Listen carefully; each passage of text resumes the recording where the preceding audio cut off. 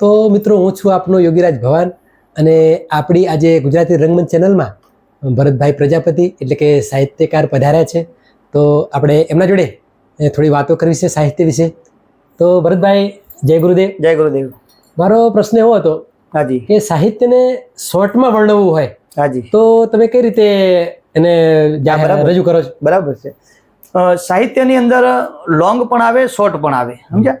તો નાની કોઈ ટુકડો રજૂ કરવો હોય કે શોર્ટમાં આપણે રજૂ કરવું તો એમાં એક નાનો પ્રસંગ તમને કહું કે બે બેનપણીઓ હાલી જાય છે, બરાબર, અને બે બેનપણીઓ જાતી હતી. એમાં એક નાનું પાણીનું ખાબોચિયું આવ્યું.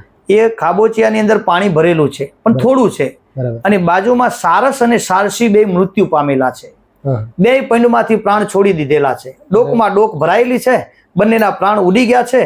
અને બે બેનપણીઓને ત્યાંથી નીકળવું, એમાં એક બેનપણીએ બીજી બેનપણીને કીધું કે યહાં દીઠો ન પારધી ઓર લગ્યો ન બાણ. હે સખી, યહાં દીઠો ન પારધી ઓર લગ્યો ન બાણ, મેં તને પૂછું હે સખી કિસબીદ તજીયા પ્રાણ. આટલામાં કોઈ પારધી નથી, આ સારસ ને સારસી ને બાણ વાગ્યું નથી, તે છતાં એમને પ્રાણ છોડી દીધા છે. આનું કારણ શું?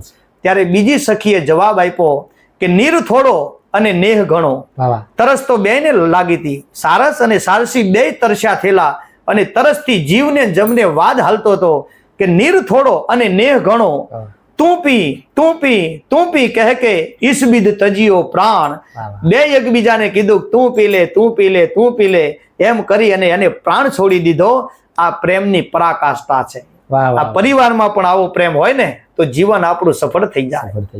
એટલે એક દુહો છે એમાં કે મૃતલોકમાં અણમોલ આ માનવ તણો અવતાર છે, સ્નેહ ને સદભાવના તો સંગીતમય સંસાર છે. સંબંધ કેરા તાર તૂટે ઈ હદે ન તાણીએ, હાલો બધા માનવ જીવનની મોજ સાચી માણીએ. હાલો બધા માનવ જીવનની મોજ સાચી માણીએ. આ એક શોર્ટકટ છે. આ ખૂબ સરસ રજૂઆત કરી ભરતભાઈ તમે. પણ મારો બીજો પ્રશ્ન એવો છે કે સાહિત્યને લાંબુ કરવું હોય તો એ કઈ રીતે, એની શું ટેકનિક છે? એ પણ તમને કહું. હવે આવો નવો એક બીજો પ્રસંગ છે કે શમશાનની અંદર આ બહુ સમજવા જેવું છે. આ એ શોર્ટકટ જ છે. શમશાનમાં ચૂડેલ ચિતાની અગ્નિ ઉપર એક ખોપરીનું પાત્ર મૂકીને પોતાની આ રસોઈ બનાવે છે. બરાબર. અને એમાં એ રસોઈ હલાવે છે, અને બાજુમાં એક લાકડી ઊભી કરીને ફાટેલું પગરખું બાંધ્યું છે, એને નજરિયું કહેવાય. બરાબર. અને બરોબર રસોઈ બનાવે છે, અને એક વ્યક્તિને ત્યાંથી આવવું અને એને આ દ્રશ્ય જોયું, કીધું કે તું કોણ છે? તો કે હું ચૂડેલ છું. શું કરો છો? કે હું રસોઈ બનાવું છું. આ બાજુમાં શું ભરાયું છે? કે નજરિયું. કેમ? કે મારી રસોઈ અભળાય નહીં એટલા માટે. ત્યારે એ વ્યક્તિએ કીધું કે ચિતા અગ્નિ મદિરા આધણ, મદિરા કહેતા દારૂ, ચિતા અગ્નિ મદિરા આધણ અને રાધણ માસ રુધિર, નર મુંડે નજર નાખી આમાં અભળાવે કોણ અધિક. હે ચૂડેલ, એક તો તું ચૂડેલ શું, એમાંય શમશાન છે, એમાંય અગ્નિ શમશાનનો છે, ખોપરી માણસની પાત્ર છે, દારૂનું આધણ છે, કૂતરાના માંસના ટુકડાનું રાધણ છે, એકબીજાથી ઉતરતી કક્ષાના તમે છો, તે છતાંય તે નજરિયું બાંધ્યું છે. આથી ઉતરતો કોણ છે કે જેની નજરથી તારું આ ખાજ ભળાય? ત્યારે શમશાનની ચૂડેલ જવાબ આપે છે, સાંભળવા જેવું. જગતના તમામ માણસો, સાંભળનારા યુટ્યુબરો, યુટ્યુબના માધ્યમથી સાંભળનારા તમામ મારા આ મિત્રો સાંભળે કે ચૂડેલે હું કીધું કે સાંભળો, મારા ખાજને પણ અભળાવનારા માણસો આ દુનિયામાં છે. આવનાર માણસ કે કોણ? ત્યારે એને જવાબ આપ્યો છે કે ગા ગોરાણી અને ગવત્રી ગરીબની લીધી હાય. ગા ગોરાણી ગરીબની લીધી હાય, એવા નરાધમના નજરથી મારું ખાજ અભળાય. મારા ખાજને એવા માણસો અભળાવે છે, એટલા માટે મેં નજરિયું બાંધ્યું છે. આપણે વિચારી કરવો જોઈએ કે આપણે એ કક્ષામાં તો નથી ને. દરેક માણસો આટલો વિચારે, જીવન જીવવાની કળા મળી જાય. સાહિત્ય છે એ તમને જીવવાનો રસ્તો બતાવે છે. દરેક સાહિત્યના છંદ તમે જોઈ લો, સાહિત્યની વાર્તાઓ જોઈ લો, સાહિત્યના ટૂચકા તમે જોઈ લો, તો ડાયરાની અંદર માને દીકરી બેઠી હોય, બાપને દીકરો બેઠો હોય, આખો પરિવાર બેઠો હોય, અને જે પ્રેઝન્ટેશન થાય, જે શબ્દરૂપી પુષ્પો અને હાચા મોતીડાનું વાવેતર થાય, કોઈ પણ બીના મનની અંદર સંશય ન થાય, અને જે સહજતામાં આનંદ પ્રગટ કરાવે, એનું નામ ડાયરો છે. હા, એ છે. અને જો લોંગની વાત આવે તો પછી આપણા જોડે સમય હોય તો એમાં રૂપક આવે, પછી એમાં અલંકાર આવે, એમાં અતિશય અલંકાર આવે. અતિશય અલંકાર એવો છે કે આપણે ખરા બપોરનું ટાણું છે, આમ મુઠ્ઠી ભરીને જાર નાખો તો ધાણી ફૂટે એમ ફૂટી જાય એવો તડકો જામ્યો છે, એને અતિશય અલંકાર કહેવાય છે. આ એક સાહિત્યની ભાષા છે.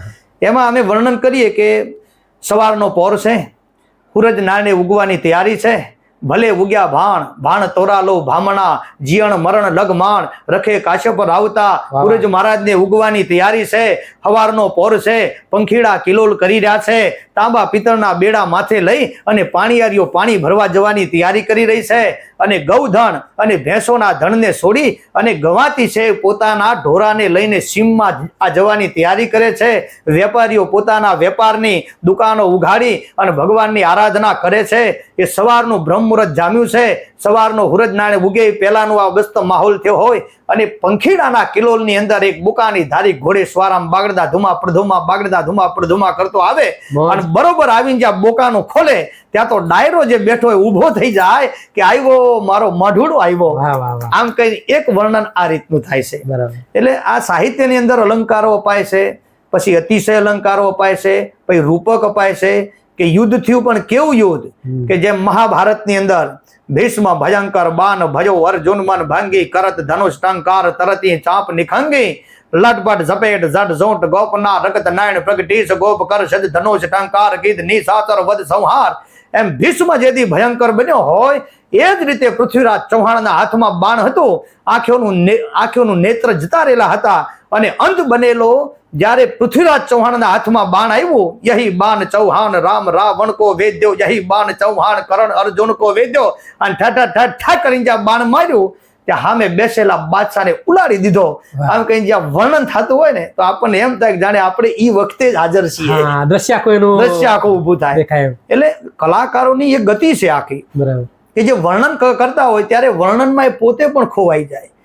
મારે ઘણીવાર પ્રોગ્રામોમાં એવું બનેલું, તમને કહું ભવનભાઈ, કે કોઈ કરુણ પ્રસંગ રજૂ કરતા હોય ને તો જ્યારે હું પોતે પણ એટલો બધો ભાવ વિભોર થઈ જાઉં કે ઘણીવાર આંખમાંથી આહુડ આવી જાય.